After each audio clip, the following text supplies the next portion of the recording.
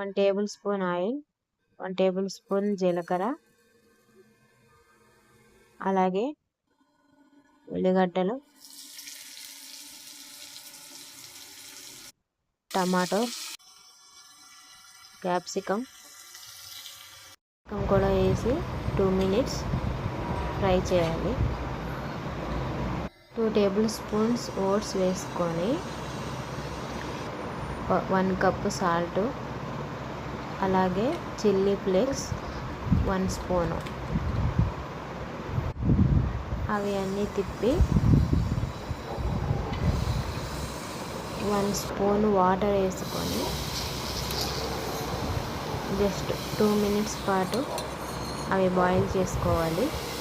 చేసిన తర్వాత gas off చేసి పక్కన పెట్టి కొరియాండర్ లీవ్స్, అలాగే 2 స్పూన్స్ పెరుగు కలుపుకొని ఇలా బ్రెడ్ మీద